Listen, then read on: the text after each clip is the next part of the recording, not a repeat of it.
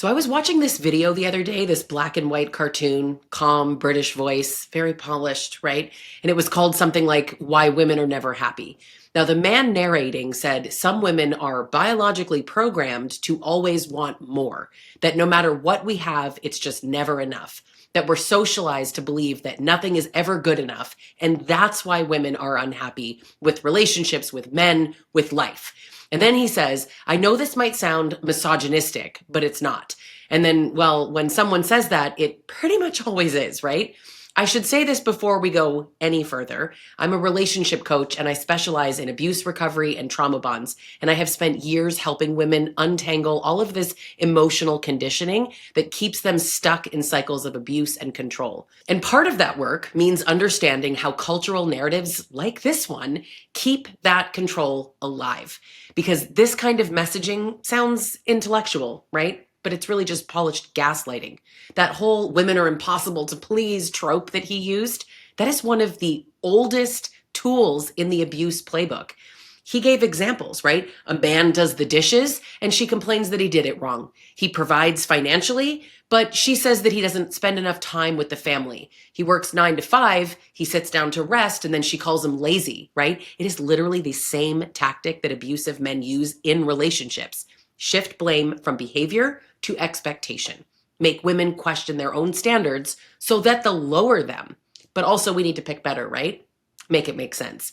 It tells women that the problem isn't what they're receiving, it's that they want too much. And that is especially absurd in a world where women are constantly told these two opposite things. Pick better men and you expect too much. How can both be true? The math doesn't math. We're told to choose better while we're being told to settle sooner, to lower the bar, and yet the bar's in hell. The bar isn't rich or perfect. The bar is safe, present, pulls his weight, doesn't need to be parented. Women aren't asking for too much. We're asking men to be grown-ups, and somehow that's controversial. So when that British narrator said women are never happy, what he really meant was women have stopped pretending. Now let's talk about this men can't win narrative that was all over that video that kind of always follows, right? What exactly are men supposedly losing at? That men can't win clip wasn't unique. It's the same message in 1,000 podcasts, memes, and shorts telling men that their biggest problem is women's standards instead of their own self-avoidance. Now, if a man does the dishes and leaves food stuck to them and she points it out, that's not her being impossible. That is him not finishing the job. If he works hard but he never engages emotionally, she's not ungrateful. She's probably starved for connection. If he's physically present but mentally checked out, right? He's the guy who's scrolling, gaming, numbing. She's not nagging, she's begging for partnership, the one that he said he wanted when he married her. Men say men can't win, but what they mean is we can't stay comfortable. Equality feels like a loss to people who've only ever known privilege. And before anyone comments, not all men, obviously not all men. And if it didn't apply to you, you wouldn't be so defensive. The fact that you're defensive means it probably does apply to you. So if you're a man watching this who actually shows up, who takes accountability, who listens, this isn't about you. You're already doing the work. And the issue is really that too many men aren't. Most men do not consciously plan to fail at partnership. They've just been conditioned to believe that their effort should be enough, no matter how minimal. For generations, that was enough. Women carried the remembering, the noticing, the planning, the emotional load, and men were basically applauded for participation, not partnership. That's why equality feels so unfair, because it asks men to give up all of these silent advantages that they were taught not to see. And when men do the bare minimum and they get called out, they call it nagging. When women keep score of the workload, they call it toxic. When men feel guilt, they call it pressure. But guilt is actually just your conscience reminding you that somebody else has been carrying your share. There's even a name for this, right? It's literally called weaponized incompetence, when someone intentionally performs tasks poorly so they won't be asked again. And everybody wants to talk about, well, it's a difference in standards and he just doesn't see it the same way as her.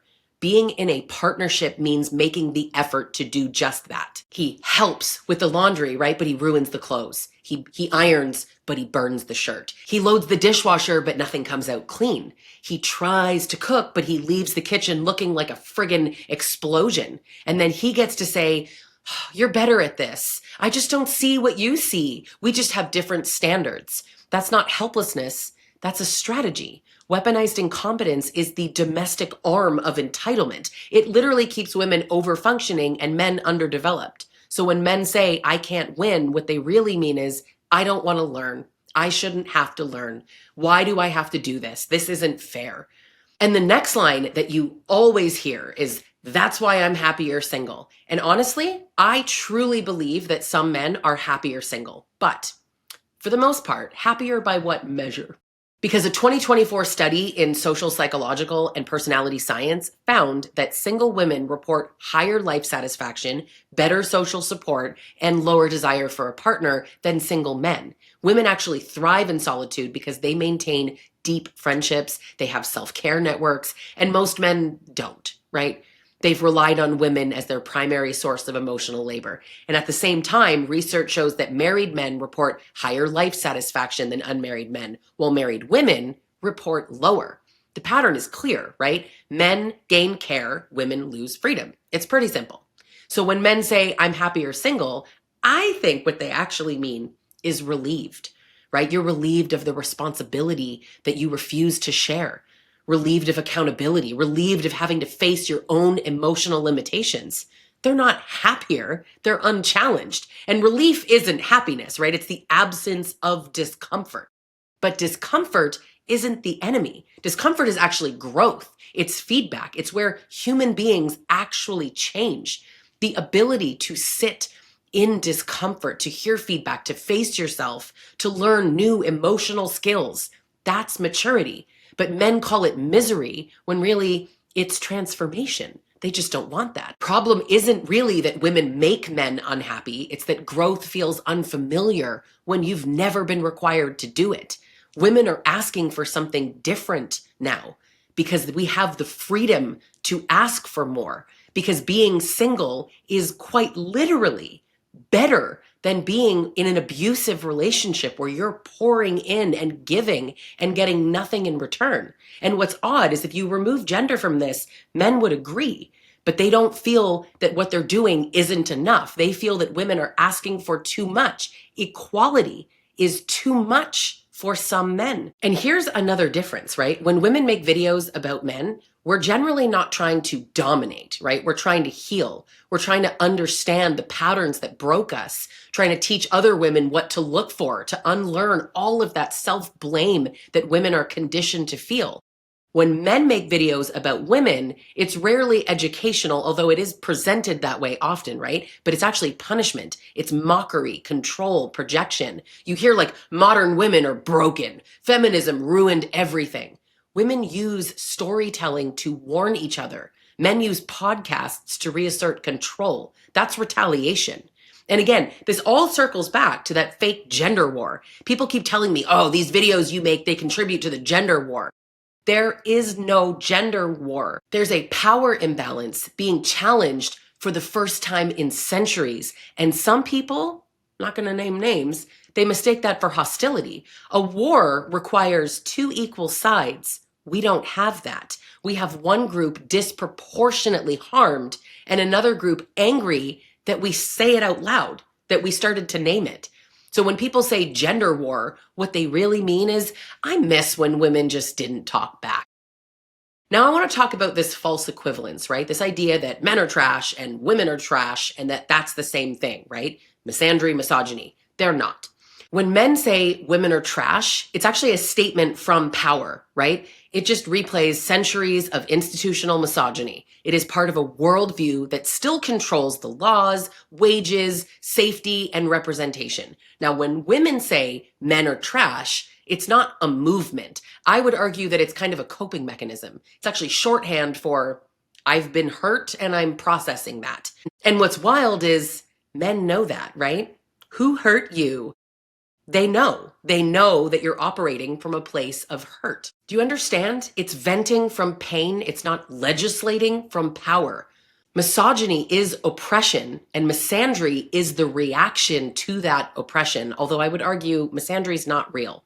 Drew Afualo has quoted this so well that misandry isn't real, and if it is, it's a reaction to misogyny. Pretending they're equal is how we protect the system. It makes women's anger sound as dangerous as men's violent. And that's just not true, is it? That's insane. And yeah, all genders are capable of harm, sure, capable. But let's stay rooted right in reality, okay? Come with me into reality. Over 90% of violence, abuse, and sexual harm is committed by men. Men hurt women, men hurt men, and that's not an opinion. You can argue with me if you want to, but you'll be wrong no matter what, because this comes from global data. And before any of you fools come and say lesbian couples have the highest domestic abuse rates or men just underreport, that has been debunked. Both genders underreport equally, and studies already account for that. Do you know that stats don't only come from reported cases? Do you know how to understand stats? No? Because maybe don't talk about that if you don't fully understand how to analyze statistics. You're going to be shocked at the gender of the perpetrator of the abuse of lesbians. Anyway, this pattern doesn't change. It's still men. So yeah, women can be cruel and manipulative and abusive. There's no denying that. Women can absolutely be abusive as well. But only one group holds the majority of the power, and only one group is committing nearly all of the harm. And that's why when I say abusive men are villains, I mean it. I absolutely mean it. I stand on that. Abuse is not a symptom of trauma. It's a choice. Trauma can explain pain, but it doesn't excuse abuse and cruelty. Plenty of people are wounded and they don't abuse anyone. Abuse is driven by entitlement, by a belief in your right to dominate, punish, control. I don't care about an abuser's wounds. I don't. I care about the harm that they inflict. And that's what this whole conversation is really about, right? Not misunderstanding, not miscommunication, but power, control. Now, there's a book called I Don't Want to Talk About It by Terrence Real, and he talks about how men's pain hides under work and rage and addiction, but pain doesn't cause abuse. Entitlement does. Because the moment that you use pain as a weapon, it becomes a choice. That's your choice. So when I talk about abusive and toxic men, I'm not excusing them as hurt people hurting people. I'm exposing the structure that teaches them to turn pain into power instead of turn pain into reflection. That's what the patriarchy does. It trains men to convert emotion into dominance. And then it teaches women to convert pain into service. So when women stop participating in that arrangement, men call it hate. Could you be more confused? So no, I don't hate men. If I did, I actually wouldn't be doing this work. Bitterness gives up on people, right? Accountability believes that they can do better. I think very highly of men. I think men are fully capable of emotional regulation and self-control and showing up as true partners in relationships. I have a question though. Why do men not believe that about men? Okay, now let's talk about solutions, because awareness without action, really we're just looping the pain here, right? So first, we're going to stop calling equality hate. Accountability isn't an attack. It's the foundation of healthy connection. It's necessary. Second, stop confusing criticism with somebody being cruel. You can love someone and still tell them the truth. You can still be kind. The truth doesn't have to be delivered in a cruel, mean, or abusive way. But politely stating the truth isn't cruelty and it isn't misandry. Saying what has happened to women at the hands of men isn't misandry. That's ridiculous. Feedback is not an insult. It is an invitation to grow. Women are asking this of men because women care about men. Third, we gotta just end weaponized incompetence. Helplessness isn't funny. It's kind of pathetic. It's also manipulative. Adults can learn. Effort is respect. Show respect. Men are so on about wanting respect. Give it back. Show respect. Fourth, teach emotional literacy early. Boys need to know that emotions are not weakness, and girls need to know that boundaries aren't being cruel to a man. Everybody needs to know that empathy is not gendered. Fifth, build community, okay? Women healing with women, men unlearning with men, and then meeting in the middle, ready to actually listen. Sixth, can we just redefine strength? Because strength isn't stoicism, it's actually self-awareness. It's owning your impact. Now, Chuck Derry, the founder of the Gender Violence Institute, said something that I have never forgotten when I interviewed him for a podcast. Men have to give something up. We all need to stop pretending that equality is easy for men. It's not. It requires loss.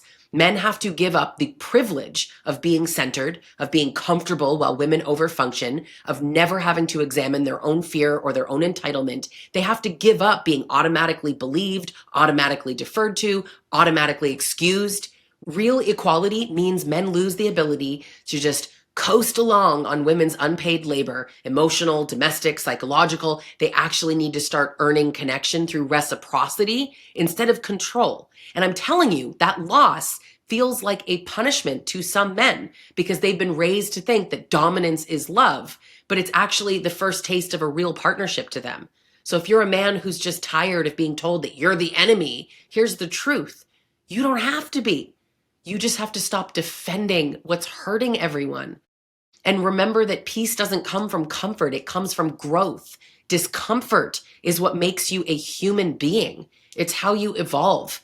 The only people who fear discomfort are the ones that are benefiting from everybody else's silence. Because every time a woman names that truth and actually says it, another woman watching realizes she's not crazy. And that is how the system breaks. So no, I'm not contributing to a gender war. I'm ending one. And there's no war between men and women. There's a war between dominance and empathy, between entitlement and accountability. And empathy is the only side that leads to peace. So I want you to hit subscribe so you don't miss more content like this.